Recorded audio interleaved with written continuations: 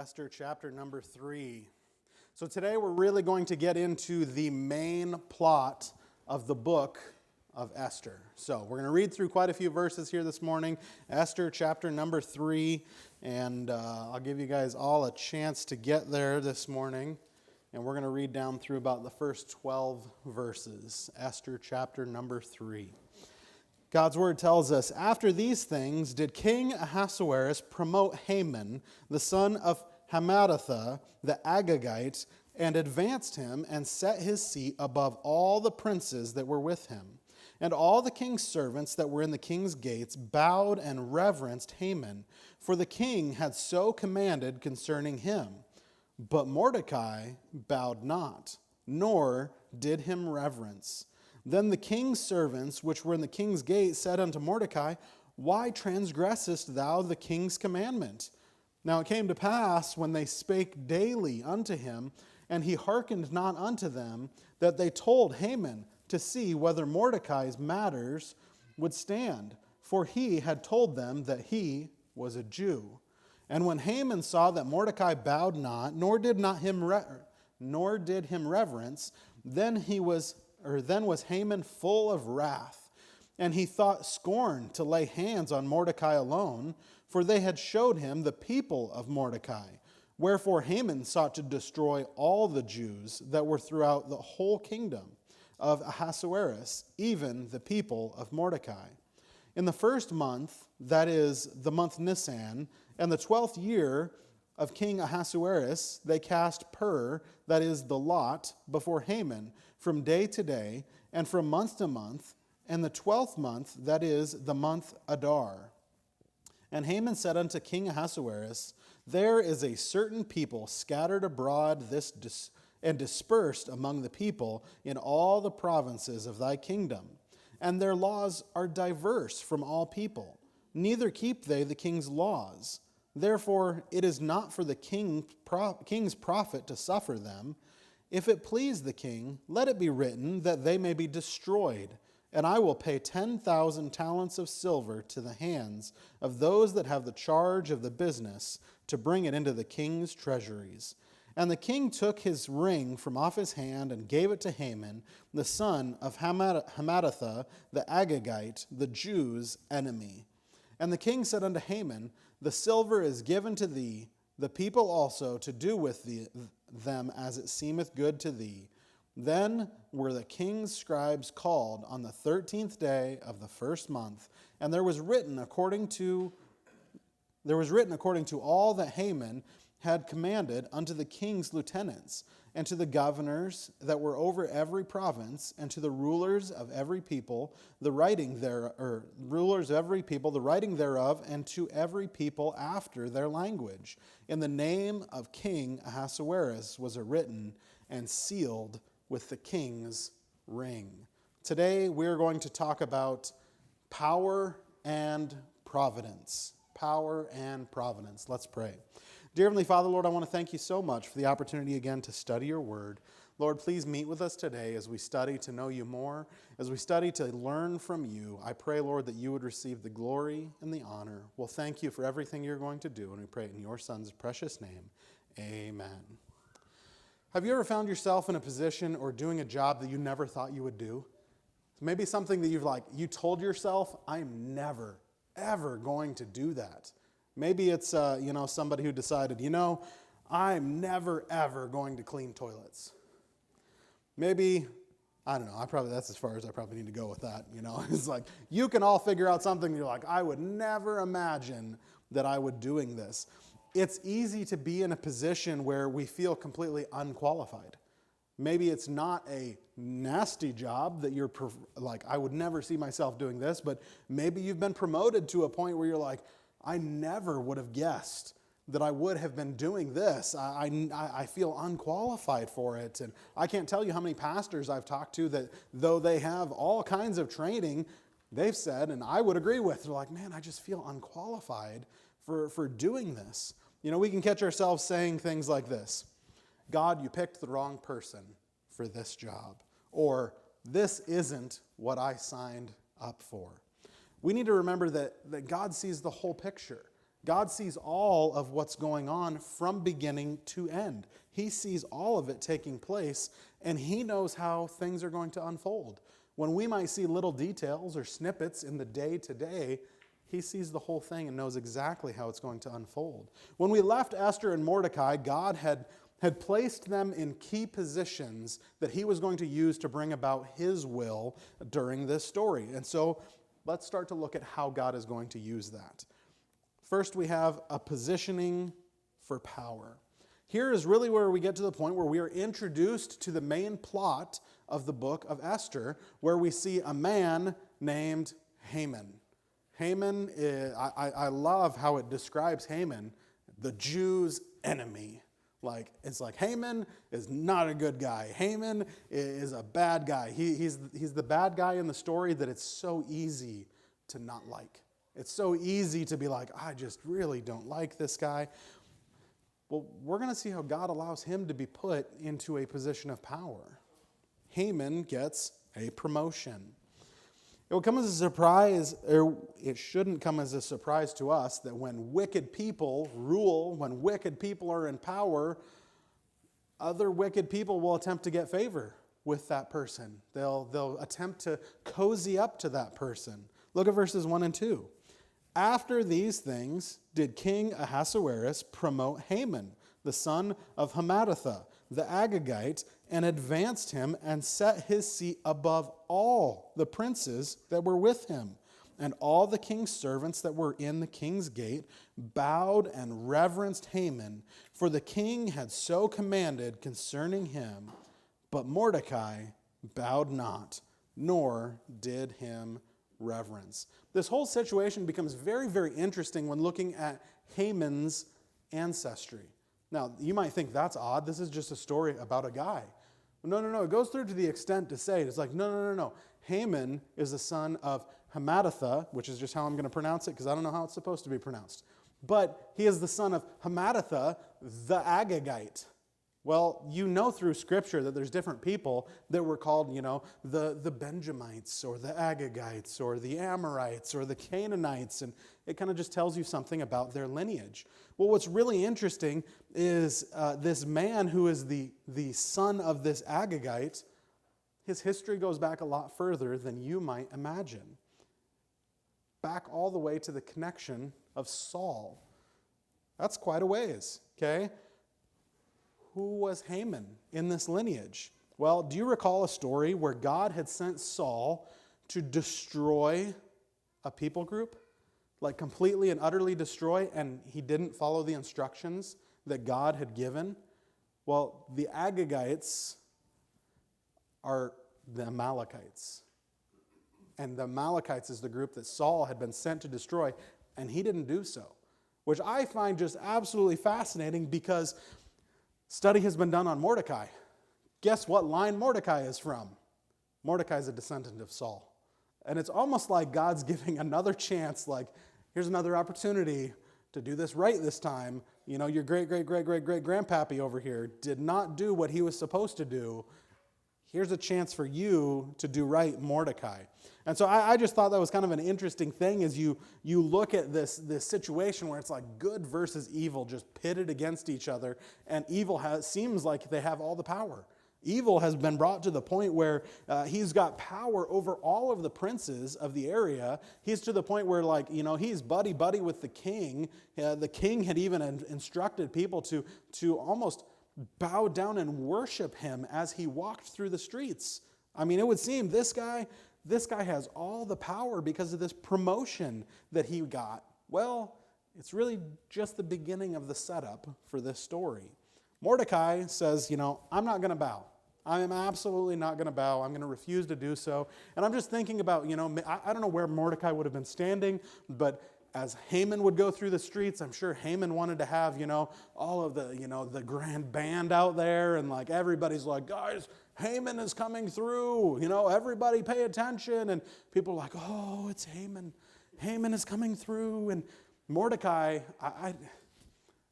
the Bible doesn't say this, but all I can think about is Mordecai just like, I ain't doing it. Like, I'm not bowing down. This guy is was somebody who was taken away in the captivity to a different land. He lost his family. He now has his uncle's daughter that he's raising or had been raising. And like, I don't know that he's grumpy, but I just think of kind of like a grumpy old man standing there. He's like, nope, I ain't doing it. Look at verses 3 and 4. It says, then the king's servants, which were in the king's gate, said unto Mordecai, why transgressest thou the king's commandment? Now it came to pass, when they spake daily unto him, and he hearkened not unto them, that they told Haman to see whether Mordecai's matters would stand. And he told them that he was a Jew. Mordecai disobeyed whatever this command was from the king, and we don't have the specificness of it, like you shall bow down every time every time Haman walks by. You shall say, so many, I don't know, something like, hooray, Haman, or something. I don't know. It's kind of silly at that point. But I don't know what the instruction was from the king about Haman, but they were supposed to reverence him. They were supposed to revere this guy. And Mordecai's like, I'm not going to do it. Now, look at our quote on page number 2 from Warren Wiersbe towards the top. It says, Mordecai's controversy with Haman was not a personal quarrel with a proud and difficult man. It was Mordecai's declaration that he was on God's side in the national struggle between the Jews and the Amalekites. And that kind of goes back into that lineage thing. But when I look at it, it's almost as if Mordecai's standing there and he's like, I'm not gonna bow to you. Well, why won't you bow? Because I'm a Jew. And almost just in that statement, he's saying, I'm on God's side. God is the only one worthy to be bowed down to. He's the only one that I should ever offer that type of reverence to, and I'm not going to give it to some man. I think it's so cool to see some of these stories, thinking of, the book of Esther, and thinking of the book of Daniel, and seeing a few people that were taken away in this captivity and brought to a foreign land, and in a time where everybody's like, God hates us and he's upset with us. Why would he allow this to happen? And there's still people that are like, we messed up, and I'm willing to still follow God. Mordecai standing there, who knows how long he's been there at this point in time, but he's just like, I'm a Jew. I'm on God's side. I'm not going to just follow after whatever it is that this man would have me to do. Why won't you stand, Mordecai? Why won't you bow, Mordecai? Because I'm a Jew. And that whole statement gets back to Haman. And Haman is, you know what? I'm going to take care of this problem. So we now see a plot put together. Look at verses 5 and 6. It says, and when Haman saw that Mordecai bowed not, nor did him reverence, then was Haman full of wrath. And he thought scorn to lay hands on Mordecai alone, for they had showed him the people of Mordecai. Wherefore Haman sought to destroy all the Jews that were throughout the whole kingdom of Ahasuerus, even the people of Mordecai. He got so upset with him, so full of anger that he said, no. It's not good enough just to get rid of Haman. It's not good enough to just off this one guy. His whole people are just an abomination to me, and we ought to just get rid of all of them. And so he's just upset with all of them. Well, there's one more quote that I wanted to look at, if I can remember where it was at. Right there, sorry, under number 2. It says, Haman's hatred for Mordecai soon developed into hatred for the whole Jewish race. Haman could have reported Mordecai's crimes to the king, and the king would have imprisoned Mordecai, or perhaps had him executed. But that would not have satisfied Haman's lust for revenge. It makes me think of the story in the New Testament about someone who had been taken before the king, and they owed a great deal. And the king said, oh, you know what? I'll forgive you of this great deal because you've really, really asked me to. Well, then he goes out and finds somebody else that owes him money, and he's like, you need to pay me right now. He's like, just give me time and I'll pay thee all. And he's like, no, you will pay me right now. And he puts the guy in prison because of a debt that was owed, even though he was not treated that same way. Well, I think of this, and it's like, it's not It's not a simple thing where Haman's like, well, I could just take care of this one problem. No. I need to escalate this whole thing, and I need to take care of the entire people group. I need to get rid of all of these people because they're just absolutely so terrible. And so he said, I've got an idea. I've got a thought. This is going to take care of all of these people and get rid of every one of them. So he comes up with a proposal. Now, it seems a waste of time it seems Haman wasted no time putting this plan together. I don't know if he had already thought about this. If I ever have a problem with somebody, then this is what I'm going to do. I don't know, or if maybe God just allowed him to have this plan because God ends up using this whole thing. But it seems it came together very, very quickly, and he went up to the king, and he's trying to get his plan fulfilled. Look at verse 7. It says, in the first month, that is, in the month Nisan, in the 12th year of King Ahasuerus, they cast pur, that is, the lot, before Haman, from day to day and from month to month, and the 12th month, that is, the month Adar. He was so deceitful when he went up to the king because he didn't tell the king, hey, I have this guy that won't bow down to me when I walk through the streets. No, he couldn't be so vain in front of the king because he serves the king. He comes up to the king and gives him even a little bit more twisted information. We'll tie this back into verse number 7 in just a second. But look at verse 8. It says, and Haman said unto the king Ahasuerus, there is a certain people scattered abroad and dispersed among the people in all the provinces of thy kingdom, and their laws are diverse from all people. Neither keep they the king's laws. Therefore, it is not for the king's profit to suffer them. He gives this big fib to the king, like, there's this people that live in your provinces that you're king over, just to remind you, you're king over these provinces. And these people, they have their own laws. And they're not abiding by the laws that you've given. And because of that, you shouldn't suffer them to live any longer. I'm just like, what kind of sob story is this guy coming up just because he's ticked off at Mordecai? He comes in and presents this idea. He didn't name the Jews, though. He just said, a certain people. Like, I'm not going to give you all the information, but this certain people, his whole goal was to take this people group so that he could get rid of Mordecai and just off him. Look at verse 9. It says, if it please the king, let it be written that they may be destroyed.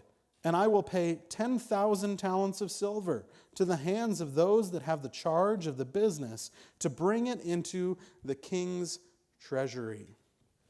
Remember how I said wicked men are drawn to wicked men?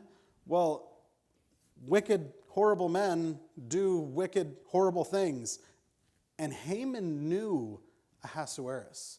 He had spent time with him. He had kind of gotten to that point where he's like, I think I know how I can get what I want out of this person. And so he says, I've got this really, really shiny silver.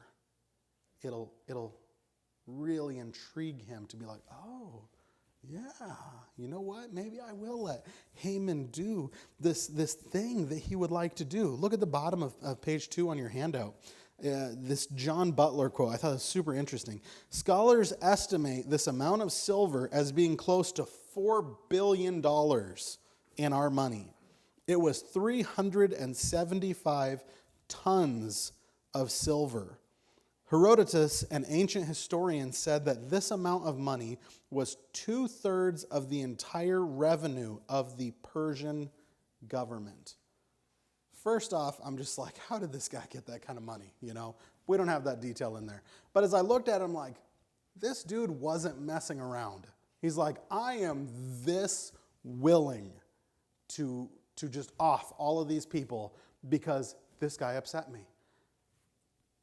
And again, it's just one of those, like, I can't fathom the money at that point. Like, you're willing to spend $4 billion just to get rid of this people group because you're a little bit offended?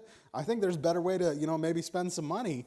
But he puts this whole plan together and he says, we're going to figure out exactly when we can do this. And you know what, King?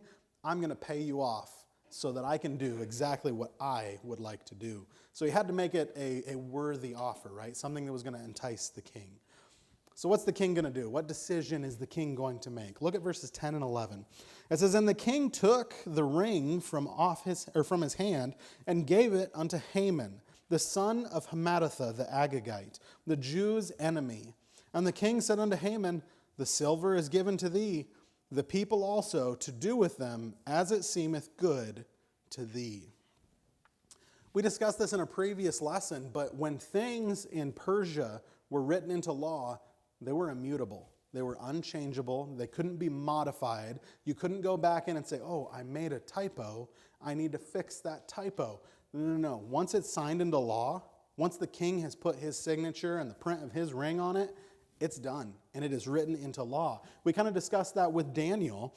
Daniel chapter 6, verse number 12 is where we also saw this story come in. It says, then they came near and spake before the king concerning the king's decree. Hast thou not signed a decree that every man that shall ask a petition of any god, or a god or man within 30 days, save of thee, O king, shall be cast into the den of lions? The king answered and said, the thing is true, according to the law of the Medes and the Persians, which altereth not. They're going to sign this thing into law, and it's unchangeable. So I just am trying to imagine Haman in this situation, and we know that God's working through the background of all of this, but Haman had to just be so giddy. He's like, I'm paying the king off.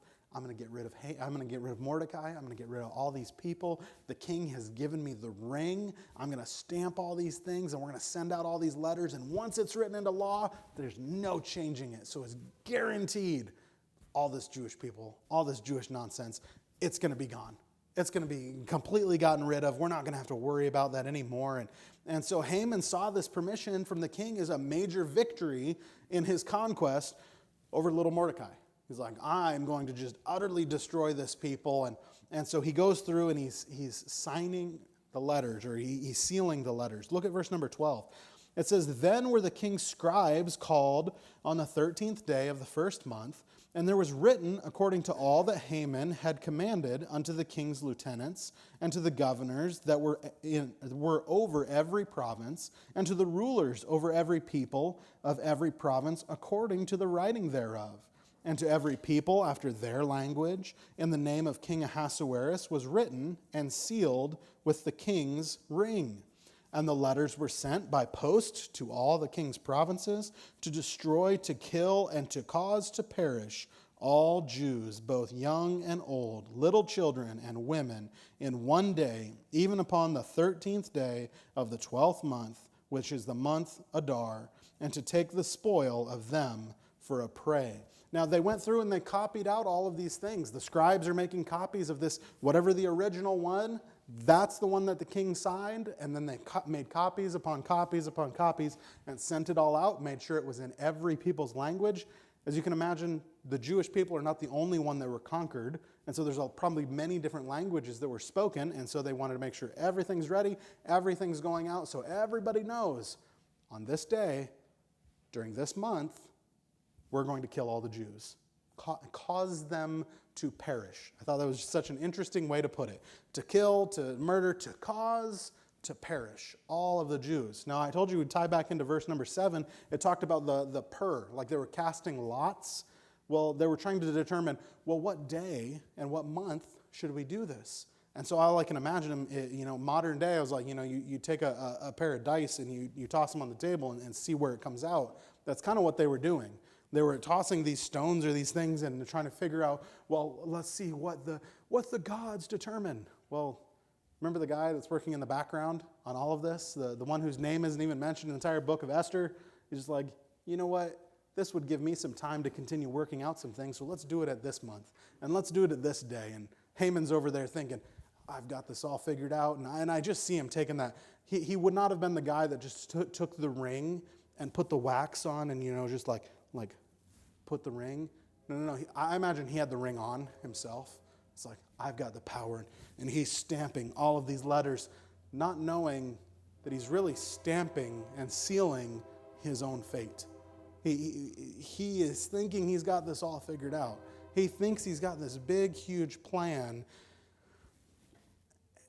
And God's going to show him in the end, that's not what my plan was. That's not what my direction was. And so this decree was signed and it was sent out to all 127 provinces. And I just imagine the sheer terror that fell upon the Jews. But it wasn't only the Jews that were kind of terrified or confused at what was going on. The city lay in confusion as well. Look at verse number 15. It says, "The posts went out, being hastened by the king's commandment, and the decree was given in Shushan the palace, and the king and Haman sat down to drink. But the city, Shushan, was perplexed." They were confused at what is going on. Why are these Jewish people being allowed to be murdered? Like, what is going on? I imagine at this point the Jewish people had so melted into the culture and the provinces and stuff that they're like, well, I know so-and-so down the block. He's a Jewish person. He's a great guy. You know, he's a pretty stand-up guy. Why would they want to kill all these people? Why would they want to kill their own people that are in their provinces, working for them and helping their kingdom? I just imagine a lot of confusion was going on. It's like if we were sitting here in Hillsboro and we're like, you know what? All of the people that work at the grocery store, sorry, on such and such a day, in this month, later this next year, you're all going to die. You're all allowed to be killed. I think there'd be a lot of people in town that are like, what's going on? What's taking place? Imagine that level of confusion across 127 provinces. There was a lot that was taking place, and it just brought the city to this point of confusion, this point of concern, like what is going to take place?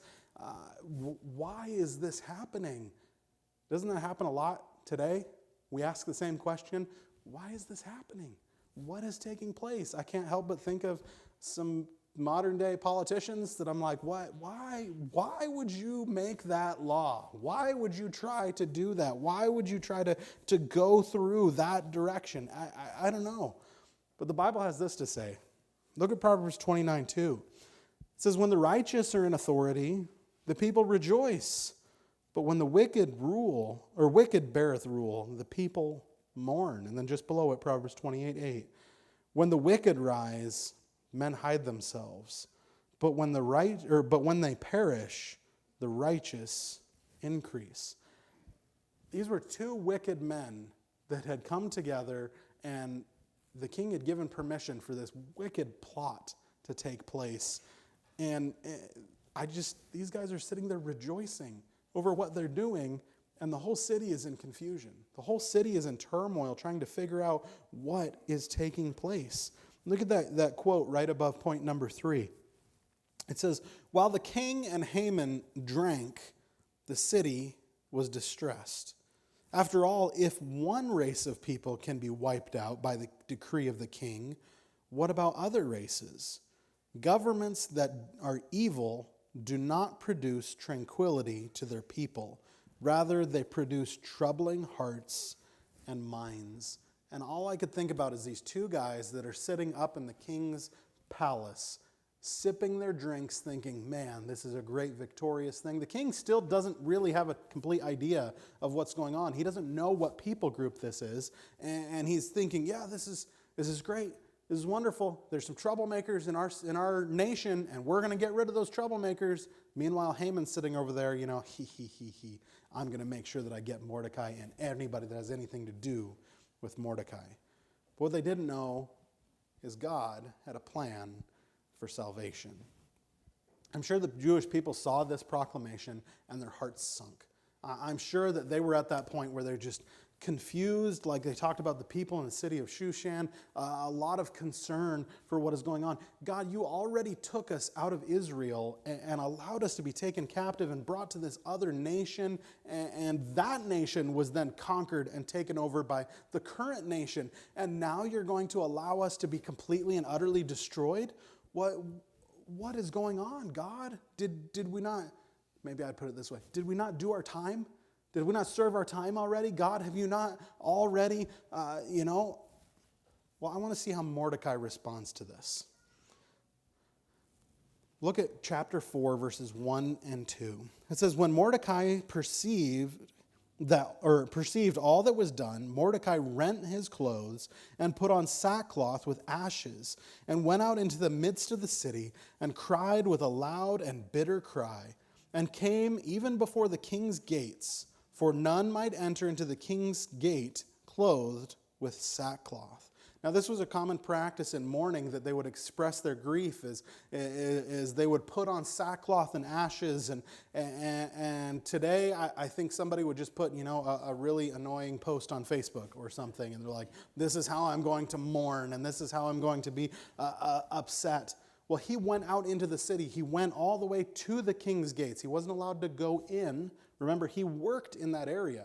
But he went all the way up there, and he is now going to be sitting out there mourning. And I just think of the guards and the leaders that were there. They knew he was a Jew. They knew, as many of them had probably worked with him on different things because, remember, God had allowed him to be in a position of authority within the king's gates. He was helping to make decisions. And now they see him sitting out there in sackcloth and ashes like, Mordecai, what is going on? Why are you? Guys, remember? He told us he's a Jew. He's one of those people that they're allowed to murder him on this day and this month. What is going on? I'm just wondering what all those other people are thinking about. Look at verse 3.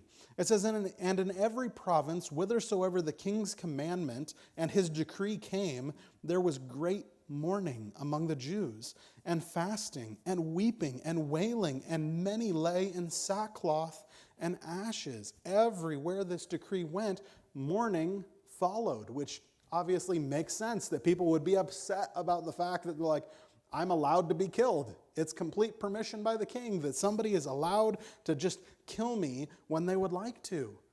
But inside the castle walls, they didn't know what was going on. Unaware of everything that was taking place is little Queen Esther.